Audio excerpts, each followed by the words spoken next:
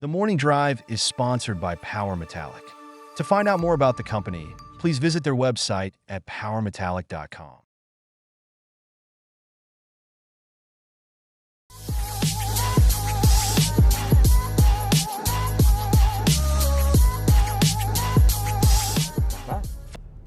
Ian Harris, El Presidente, CEO, Director, Outcrop Silver. You know, it's funny. I've been saying words in Spanish, thinking that they were English, and I've been making up words this whole week. So don't make me flip into Spanish. I heard you're very fluent in Spanish. Yes. Since this is your first time in the morning drive, we have to get to know you a little bit. So Sounds good. The first question that I ask every CEO is, I'm going to take it back as far as you want to go. Where are you from? Okay, so my parents are from Scotland. I was born in Cincinnati. Left at 3 months old, I think. My father worked for General Electric, and we were under Jack Welch and moved every 2 years. And long story short, high school, university in Virginia Tech. So I'm a mining engineer.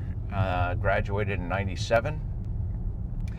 Started working in copper, then I hit 59 cents and said, oh, I need a raise. This is not good. So I ended up in Venezuela working in surface coal. So that was 1999. And that was an amazing experience. It was because I knew how to run dispatch and everybody else was 40 plus years old, 30 years, or some guys with 30 years of experience throughout. We took over an operation. I said, well, going to work every day was like running the gauntlet. I was the young guy, but I learned a massive amount and obviously learned Spanish and then started my history in South America. Later went on and did a lot of different things. The startup of San Cristobal in Bolivia, and then later ended up with Corriente Resources and president of Equicorriente, advancing the Mirador project. So back into copper again, and was lucky to learn. I was a big learner. I went in as a mining engineer and left as a politician and social psychologist and all these other things, because all these other components are so important today, and I'm a strong believer in that. And that project went on to become the first industrial scale mine in the history of Ecuador. So it was a big learning experience. So we're skipping a lot here, but I'm going to pull it back a little bit. Okay, go for it. Like, did you play any sports? Oh, I did. My Scottish father would not let me play American football, so I did play a lot of soccer, and I did ski, and I did play tennis. Actually, my first job was working as a tennis instructor. I think that's an exaggeration. I was a paid doubles player for a little while. But then in university, I worked in the underground coal mines to help pay for school. So I co-opted and worked in the underground coal mines and realized I didn't want to do that anymore. So I went to the sunniest place I could possibly go after university and went to Arizona. I said, how sunny is it? Super sunny. I said, let's go there. I'm in. Any siblings? I have 2 sisters. Both are still in the United States. One is in Ohio, one is in Colorado, the other is in North Carolina now. So my parents, as soon as I went to university, left and went to Cleveland, but they're back in Virginia too. Are they older than you? I have one sister who is a year older, and I feel sorry for her. So if she ever watches this video, Corey, I'm sorry for everything I put you through as being the younger brother just 1 year behind you. So you're the middle child? Yes. Interesting. Yeah, to 2 sisters. All right. Were you guys like really competitive? I think there was some competition. There was a little bit of rivalry that went on, I think, within the family. So definitely, right? We all still get along. Nobody killed each other. There were some close calls, but we all survived. Now, would you say you're a competitive guy? I think by nature, my wife doesn't play board games with me. Let's put it that way. No Monopoly? Monopoly gets a little serious sometimes. Monopoly gets very serious. It's the deal making when people form these alliances and it gets personal. How come you didn't give me Park Place? Like, anyways, I won't digress. Well, I say that I'm very good, I'm a quick learner, and I understand the rules. My wife says I cheat, so she just says she doesn't like it, so we just don't play anymore. Okay. Well, you're a busy guy, obviously, but what do you do to decompress now? Like, are you a book reader? Do you like to ski? What do you do? You know what? I am very fortunate enough. I live in Colombia, and our apartment has a tennis court. So tennis, a lot of tennis, go to the gym. I actually, Sean Kun, if you know him, he reminded me, he said, in life, you're lucky because you only can really do 3 or 4 of the pillars of life. So work is obviously a massive pillar. Family is the other big pillar. So I do spend time with my family. We just went skiing. We actually, first time, well, I live in Colombia, and it was actually cheaper to go to Austria than it was to go to Colorado. And as a young child with General Electric, I was in Germany. That's where I learned to ski. So But we your took our sister's there. first family trip in 4 years. You didn't want to see your sister? Because she's in Oh. Colorado. Yeah. I think my kids, I owe it a little bit more I get to them, right? For They're the getting old. experience. They're 18 and 15 now. Okay. So So you guys went to Austria. Yes, that That's was cool. very nice. Very nice. Despite being on a bunny slope, at least you're surrounded by the Alps. So it was beautiful. It was a wonderful trip. Well, you know what? That was a cool segment. So thank you very much for allowing our community to get to know you a little bit, and maybe some of your existing shareholders when they see this. Now let's get into the value proposition of this company, right? You want to give me sort of like a 5 to 7 minute overview and hammer it home. So first I'm going to apologize because I'm a mining engineer, so I have a tendency to see everything through that lens, and value creation for the same way. I see it as a very, very clear pathway of what you need to do, how much things cost, and how much value you're creating. I like basing things on the area I know. We at Outcrop Silver, we have the Santa Ana project, and the compelling reason I joined the company was I could see a future mine. Grade always translates into economics.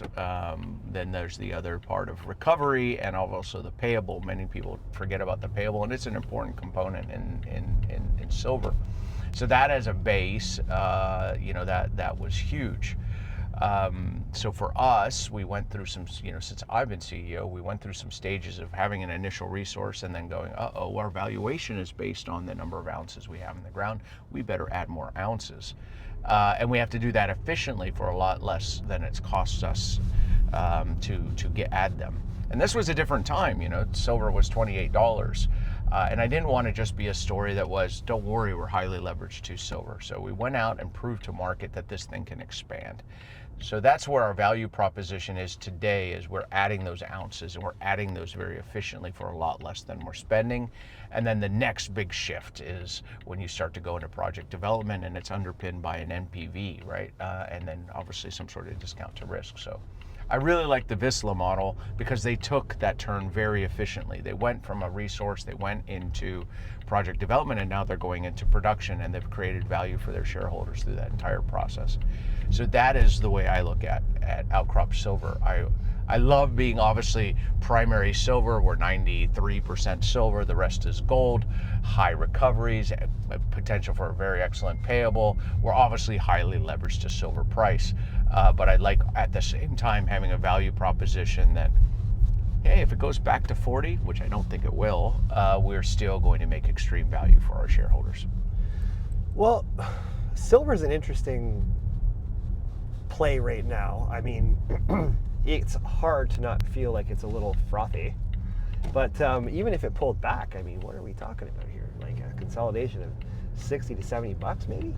Who knows? I'm going to tell you my fear. My fear is how quickly it hit $110, and the explorers and the developers and the producers have not gone up at the same rate. We normally trade over the last 2 years about a 2-to-1 beta to silver price, but we haven't caught up. And my fear is that sentiment, it gets too hot, the silver commodity, it pulls back, and then all of a sudden we pull back when we never really foresaw. Yeah. So I think there's still plenty of room for the explorers and developers. They're not even, I think they arguably, they are very undervalued compared to the silver price. So it might be frothy arguably in the commodity side, but it's we're still only 40 to 1 gold to silver ratio, which is a pretty, it's an okay ratio. We're not sitting at 18. So some of the previous spikes, it could get to 18 to 1 before it corrected. This is a new market, right? In the past, silver price was driven by speculation and squeezes based on speculation. This one, the speculator is not the Hunt brothers; it's solar panels and it's electronics. It's an insatiable industrial demand that is highly inelastic to silver price. So we'll see how it plays out. I know that there's a little bit of speculation going on right now, but it doesn't mean we're still in price discovery with silver. So it will be very interesting. I think a lot of the rule books that people use really don't apply to this market. So I'm very curious how it will play out over the long term. Without asking for any internal model, because they're not going to give me that, but have you seen any models about ridiculous silver prices? Like, not someone just saying it, a newsletter writer, but an actual model. You know what? That's actually a very good question. But every time I see a model and you're modeling over historical, I know that it's not the same drivers anymore. So I instantly go to the next X post. So I haven't really seen any excellent models. I haven't seen any excellent models, except for the cup of handle of all cup and handles that really do a good job. So I normally go into the analysis, and then when I see a failure in its optics, it's sort of like everybody looks at a chunk of it. They look at the cycle, or they look at production costs, or they look at this little piece, and nobody has really done a good job of looking at it holistically, from the change to become an industrial metal, to the supply, to the demand. What do the models look like, and where it's going to play out? I have my own theory that it will comfortably get back to between a 40 and a 60 to 1 ratio, because historically that's a healthy ratio. And guess what? So 40 to 1, $110 silver sounds crazy, but it's not, right? It's somewhat interesting. So I try and focus on where I am today and where I can continue to make value no matter what exactly happens. And the rest is serendipity. I cannot affect the price of silver. But I can affect how many ounces we get and how efficient we are at getting them, and making sure that we are on a value pathway on each step of the way. And we think long term, that it's more than just, hey, how are we going to do this year? What does this project look like over the next 10 years? And we ever going to hit a brick wall where, it's a problem when you can't create value and you still need to raise money, right? So it's not a proposition. You can't say, I want to raise money, but I'm just going to dilute you and your share price will go down afterwards, right? So that's a big problem. So you have to make sure, I like this nice, clean growth over where you're obviously creating a whole lot more value than you're spending. So we're going to be doing an X Space with you, and based on a comment you made, you're familiar with that platform. Yes. I'm very probably excited. Too familiar, unfortunately. Well, since you're familiar with it, I encourage you to bring on some other people from the company, because when you're doing an X Space, you can have multiple speakers. Correct. So I don't know if you have any geologists or anyone else that can come join us, but that would be fantastic. Absolutely. But since we're doing that, we'll do more of a deeper dive on the assets and stuff there. But right now, where I'd like to end this video over the next 2 to 4 minutes? You have some pretty significant near-term catalysts. Yes. And so I'm going to let you walk us through that, because I'm talking like potentially the next 3 to 6 weeks, right? Not advice. We're going to let him, pound the table here. But you want to do that for us? The first thing I want to say is that I pinch myself, because the first time, it seems, in 12 years that we have over, like 2 years of runway within, we are, when I say we're fully financed, right? Not just to the near-term catalyst, but for an extended period of time. And that's nice, because it eliminates one of the biggest risks to a junior company, right? So the ability to have a treasury, a very healthy treasury, it makes we can focus more on execution, and I use that word in a CEO letter this year, that this is the year of execution, it's a lot easier to focus on, right? Sure. But yes, I told the story. We wanted to prove how it could grow. We hit multiple, I think maybe 7 discoveries over that time period, and now it's somewhat boring because the drill results are just we're drilling and drilling to convert to resource. But that updated resource will be coming out very soon, right? So we're kind of getting the final information. We just cut off the final holes, so we'll be doing an updated resource. And what's nice about that is that we are currently 37 million ounces. The ability to not increase by 10%, but increase by big jumps, 40, 60, 70%. It demonstrates to market this project is still growing, and that creates value because our underlying valuation is based on $1 per ounce in the ground.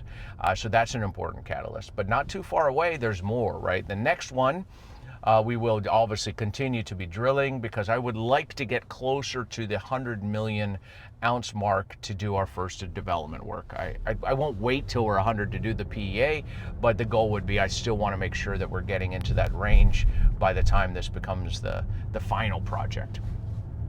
We also have elections in May in Colombia. I think that is one of the reasons you've seen a lot of companies in Colombia do so well, right? You see Iris or Collective, or Orosur or Copper Giant, Outcrop included. We've all performed well because people are realizing there's going to be perhaps a very positive change in Colombia.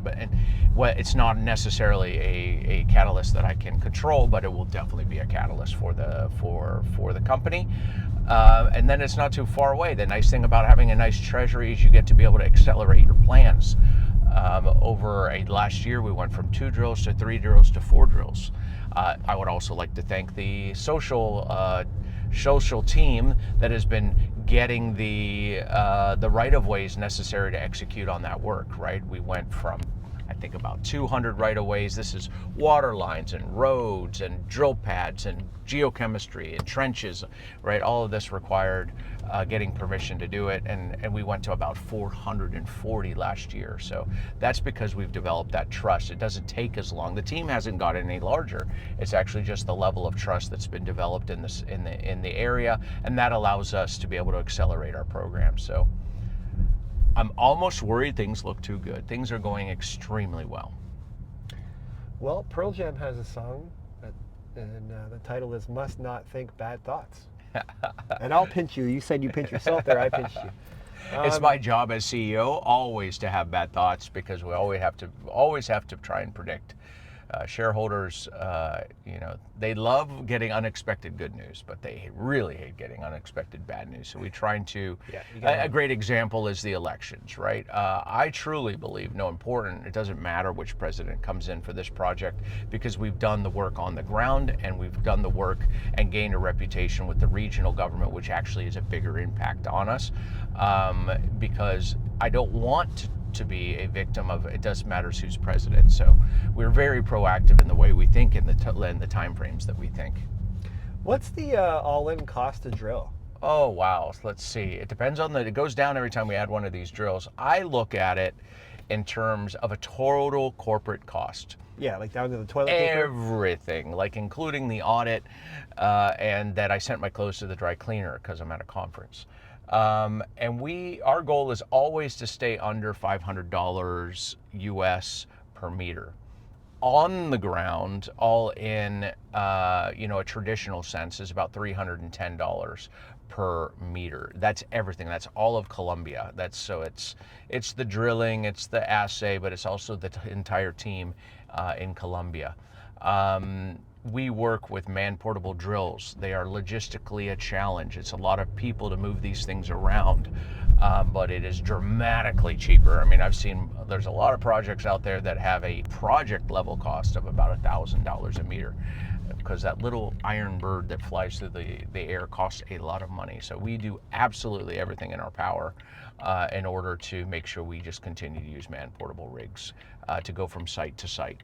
A lot of the time, that's pretty neat. You can move the drill in the back of 3 pickup trucks, right? Because they're modular. And at those same drills, we've been able to drill down to 1,300 meters, so they can definitely get the job done. But it's logistically a little bit more work. I'd like to tell the audience, we will be doing an X Space, so go in the comment section below and check in for a date on that, and you can add it to your calendar. All right. Well, you know what? That was been a really good morning drive. Quite insightful to learn about you on a personal level and your professional career, and obviously the near-term catalyst. I look forward to probably catching up with you around PDAC, which isn't really that far away, Yeah. and our X Base. You know, I live in Medellin, Colombia, so this is just going around and having to wear a sweater to get around town is new for me. But I'm glad that I have a very good